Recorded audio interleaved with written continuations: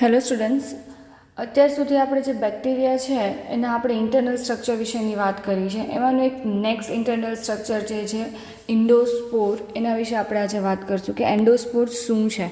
તો કે endospore is a dormant, tough and non reproductive structure produce by some bacteria. કે ભાઈ એક ડોર્મન્ટ હોય છે કે જે ડોર્મન્ટ સ્ટેજમાં થાય છે. ડોર્મન્ટ મીન્સ કે કોઈ પણ જ્યારે સ્ટ્રેસ કન્ડિશન હોય છે ત્યારે એક એવું સ્ટેજ રહે છે જ્યાં એ સર્વાઈવ કરે છે. The name endospore is suggestive of a spore or a seed-like form. એટલે કે એન્ડો મીન્સ વિધિન, કે અંદર હોય છે. એન્ડો એટલે તમે સમજી શકો કે કોઈ પણ અંદર હશે, એટલે જ્યારે ઓર્ગેનિઝમ હશે ત્યારે પોતાની અંદર જ એક સ્પોર જેવું સ્ટ્રક્ચર ક્રિએટ કરે છે, એટલે એને એન્ડોસ્પોર કહેવાય છે કે within the cell. Endospore formation is usually triggered by a lack of nutrient and usually occurs in a gram-positive bacteria. કે જેમ મેં તમને કીધું કે ભાઈ કોઈ સ્ટ્રેસ કન્ડિશન આવે છે ત્યારે એનું ફોર્મેશન કરે છે. એટલે સ્ટ્રેસ કન્ડિશન લાઈક હવે ડિપ્લીશન થયું છે, ન્યુટ્રિયન્ટ્સ અવેલેબલ નથી, જ્યારે એની ડેફિશિયન્સી છે ત્યારે શું કરશે, તો કે ત્યારે આવા સ્પોર્સ છે ક્રિએટ કરશે. અને મોસ્ટલી આ ગ્રામ પોઝિટિવ બેક્ટેરિયા છે એમાં જોવા મળે છે. એન્ડોસ્પોર્સ enable bacteria to lie dormant for extend period and even in centuries. કે ભાઈ જ્યારે આ સ્પોર જનરેશન કરે છે ત્યારે ઓર્ગેનિઝમ શું છે, તો કે ભાઈ ત્યાં સુધી સર્વાઈવ કરી શકે છે કે ઘણા લાંબા સમય સુધી, અમુક વખત તો અમુક સેન્ચુરી સુધી પણ ઓર્ગેનિઝમ સર્વાઈવ કરી શકતા હોય છે. હવે અમુક સ્પીશીઝ છે જે એન્ડોસ્પોર ફોર્મ કરે છે, એના એક્ઝામ્પલ જોઈએ તો કે ભાઈ બેસિલસ સીરસ, બેસિલસ એન્થ્રેસિસ, બેસિલસ તુરેન્જીનેસિસ, ક્લોસ્ટ્રીડિયમ બોટ્યુલિનમ અને ક્લોસ્ટ્રીડિયમ ટિટાની. મોસ્ટલી જે બેસિલસ સ્પીશીઝ છે એની અંદર એન્ડોસ્પોર ફોર્મેશન છે બહુ જ સારું તમને જોવા મળતું હોય છે.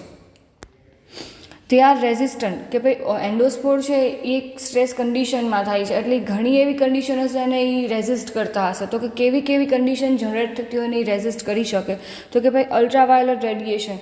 જો આજુબાજુ અલ્ટ્રાવાયોલેટ રેડિયેશન હશે તો એની અંદર પણ એ સર્વાઈવ કરી શકે છે અને એ રેઝિસ્ટ કરી જાય છે. ડેસિકેશન, કે કોઈ વાર વધારે પડતું ડેસિકેશન થઈ જાય છે તો જો એન્ડોસ્પોર હશે એ ડેસિકેશનને પણ સર્વાઈવ કરી શકે છે, રેઝિસ્ટ કરે છે એને.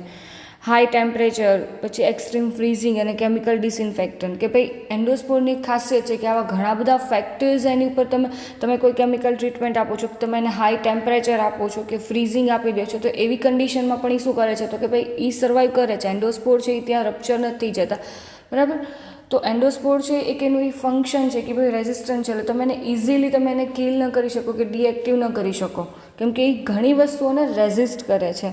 હવે એનું સ્પેસિફિક સ્ટ્રક્ચર આપણે જોઈએ કે ભાઈ એન્ડોસ્પોરનું સ્ટ્રક્ચર કેવું છે, એના કયા એવા કમ્પોનન્ટ છે કે એવું કયું એનું સ્ટ્રક્ચર છે જેને લીધે એટલા બધા ફેક્ટર્સ છે એને રેઝિસ્ટ કરી શકતા હોય છે.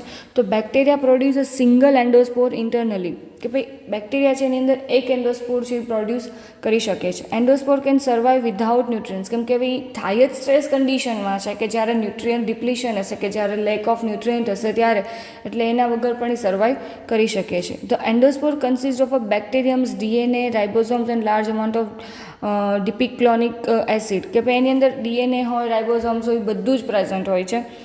ડિપિક્લોનિક એસિડ એટલે જેને તમે કેલ્શિયમ ડિપિકોલિનાઇટ્સ પણ કહો છો, is a specific chemical that appear to help in the ability for endospore to maintain dormancy.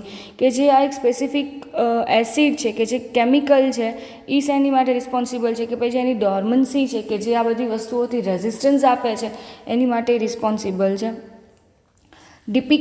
કોલિનિક acid છે એ શું કરે છે, તો કે એ રિસ્પોન્સિબલ છે હીટ રેઝિસ્ટન્સ માટે સ્પોરનું. જે આપણે હીટ રેઝિસ્ટન્સ જોઈએ કે ભાઈ ફ્રીઝિંગ હોય કે હાઈ ટેમ્પરેચર હોય, એને એ શું કરે છે, રેઝિસ્ટ કરે છે, કે એની માટે એ રિસ્પોન્સિબલ છે.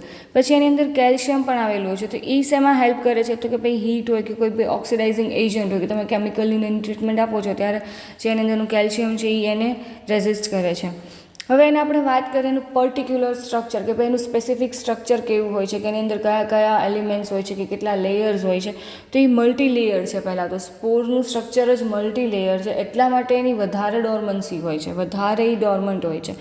તેમાં કયા કયા લેયર્સ પ્રેઝન્ટ હોય છે, તો કે ભાઈ એક્ઝોસ્પોરિયમ છે, સ્પોર કોટ છે, સ્પોર કોર્ટેક્સ છે, કોર વોલ છે. આવા ડિફરન્ટ જે લેયર હોય છે એનું એક મલ્ટી લેયર સ્ટ્રક્ચર થઈને આખું જે એન્ડોસ્પોર હોય છે એનું ફોર્મેશન થતું હોય છે. એનું સ્પેસિફિક અરેન્જમેન્ટ હોય છે આ બધા જે લેયર્સ છે એનું. તો તમે જો આ જુઓ છો, આ સ્પોરનું સ્ટ્રક્ચર છે, એમાં જે આઉટર મેમ્બ્રેન છે, કોર્ટેક્સ છે, સેલ વોલ, ઇનર મેમ્બ્રેન, પછી એની અંદરનું કોર હોય છે, આ બધા સ્ટ્રક્ચર્સ ભેગા થઈને આખું સ્પોર છે એ બનાવે છે અને એને ડોર્મન્સી આપે છે. તો હવે એક સ્ટ્રક્ચરને આપણે ડિટેલમાં જોઈએ. મેં જે આગળ નામ લીધા એના કે the structure of endospore is very complex since they possess a multi layer covering, કે ભાઈ મલ્ટી લેયર્સ છે એટલી વધારે કોમ્પ્લેક્સ છે. The outermost layer of the spore is called the exosporium, which is relatively thin and delicate. કે જે exosporium છે એ outermost layer છે, જે તમે આ ઇરેગ્યુલર શેપમાં જોઈ શકતા હતા અને એ વધારે થીન હોય છે એટલે એ ડેલિકેટ હોય છે કે એ કદાચ ઇઝીલી રિમૂવ પણ થઈ શકે. તમે જ્યારે એને હીટ વધારે આપો છો તો એ રિમૂવ થઈ શકે, પણ એના જે બીજા અંદરના મલ્ટી લેયર્સ છે એ એને પ્રોટેક્શન આપશે. ત્યારે beneath the exosporium is a spore coat composed of a several layer of proteins. કે એક્ઝોસ્પોરિયમની પ્રોપર નીચે શું આવેલું હશે? તો કે ભાઈ સ્પોર કોટ આવેલું હશે, જે શેનું બનેલું હશે? તો કે ભાઈ પ્રોટીન્સનું બનેલું હોય છે. સ્પોર કોટ ઇઝ કમ્પેરેટિવલી થીક, કે ઓલું થીન હતું પણ આ છે એ થીક હશે. The thickness of the spore coat is one reason for the high resistance of endospore towards heat, radiation and chemicals. કે મેઇન જે એને રેઝિસ્ટન્સ આપે છે આ બધા કમ્પોનન્ટ્સથી, કે આ બધા ફેક્ટર્સથી કોણ આપે છે? તો કે ભાઈ સ્પોર કોટ. હવે એની નીચે શું આવેલું હોય છે? તો કે inner to the spore coat is the cortex આવેલું હોય છે. કોર્ટેક્સ શું છે? તો કે ભાઈ થિકર વોલ લેયર છે એન્ડોસ્પોરનું. Cortex is a very large and sometimes occupy as much as half of the spore volume. કે જે સ્પોરનું હાફ ઓફ ધી વોલ્યુમ છે ને આ કોર્ટેક્સ કવર કરી લે છે. કે ભાઈ 50% વોલ્યુમ હશે જે સ્પોરનું, જે લેયર્સનું, એમાંથી 50% જેટલો તો કોર્ટેક્સનો એરિયા કવર રહેશે. તો cortex is composed of the peptidoglycan. પેપ્ટિડોગ્લાયકાનથી તમે બધા વાકેફ છો, આગળ એનું આખું સ્ટ્રક્ચર તમે ડિટેલમાં સ્ટડી કરી ગયા છો કે કઈ રીતનું એનું કમ્પોઝિશન હોય છે. તો કોર્ટેક્સ શું છે ભાઈ, કોણ બનેલું છે? તો કે પેપ્ટિડોગ્લાયકાનનું. પછી એની નીચે શું આવેલું છે? તો કે ભાઈ ઇનર લેયર. તો ઇનર મોસ્ટ લેયર શું છે? તો કે ઇઝ કોલ્ડ સ્પોર સેલ વોલ અથવા તો કોર સેલ વોલ અથવા તો એને સ્પોર વોલ પણ કહેવામાં આવે છે. Which covers the central protoplast or core of the endospore. કે ભાઈ એ શું કરે છે? તો કે પછી સેન્ટ્રલ પ્રોટોપ્લાસ્ટ છે એને કવર કરે છે. અને the core contains ribosome and centrally place the nucleoids. કે એની અંદર શું આવેલું હોય છે? તો કે બધા રાઇબોઝોમ્સ છે, ન્યુક્લિયોઇડ્સ છે, એ ક્યાં આવેલા હોય છે? તો કે સ્પોર વોલમાં. જો આ સ્ટ્રક્ચરમાં તમે પાછા બધા જ લેયર જોઈ શકો છો. જો આઉટર મોસ્ટ લેયર છે જે એક્ઝોસ્પોરિયમ છે, જે ઇરેગ્યુલર તમને પિંક જેવું બતાવી છે એ. પછી એની અંદરનું લેયર કયું છે? ભાઈ સ્પોર કોટ છે. પછી કોર્ટેક્સ જો એનો એરિયા કેટલો છે? જેમ મેં વાત કરી કે હાફ ઓફ ધી પોર્શન છે એ કોર્ટેક્સ કવર કરે છે, જે પેપ્ટિડોગ્લાયકાન છે. એની અંદર શું આવેલું છે? તો કે કોર વોલ છે, અને એની અંદર બધા ડીએનએસ છે ને ન્યુક્લિયોઇડ્સ ને બધું પ્રેઝન્ટ હોય છે. બરાબર, આ એનું સ્ટ્રક્ચર થયું. હવે ભાઈ તો કે સ્પોર્સ છે, એન્ડોસ્પોર છે એ પ્રેઝન્ટ હોય છે વિધિન ધી સેલ, એ વાત કરી. પણ હવે વિધિન ધી સેલ પણ સેલની અંદર તો ઘણો એરિયા છે, તો એની અંદર એ ક્યાં ક્યાં લોકેટ હોઈ શકે એની વાત કરીએ તો એના લોકેશન્સની વાત કરીએ તો મેઇન 3 ટાઈપના લોકેશન્સ એમાં જોવા મળે છે. સ્પોર્સ એ મેનલી 3 પોઈન્ટ્સ ઉપર પ્રેઝન્ટ હોય છે સેલની અંદર. કયા? તો કે ભાઈ ટર્મિનલ, સબટર્મિનલ અને સેન્ટ્રલી પ્લેસ એન્ડોસ્પોર. કે ભાઈ આ 3 સ્પેસિફાઈડ લોકેશન ઉપર એ અરેન્જ એવી રીતના થાય છે જેને તમે ટર્મિનલ, સબટર્મિનલ કીધું. તો હવે એની અંદર કઈ રીતના લોકેશન હોય છે એની વાત કરીએ તો કે ભાઈ ટર્મિનલ એન્ડોસ્પોર્સ છે એ ક્યાં લોકેટ હોય છે સ્પેસિફિક? તો terminal endospores are seen at the poles of cell.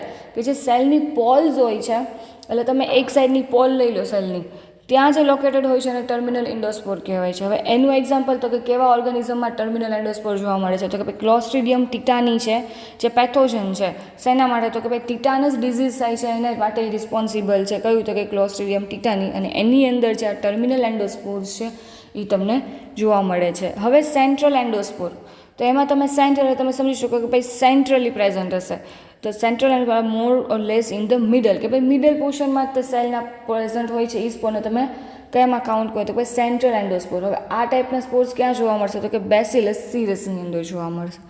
અને હવે થર્ડ કયું છે લોકેશન? તો કે ભાઈ સબટર્મિનલ એન્ડોસ્પોર્સ.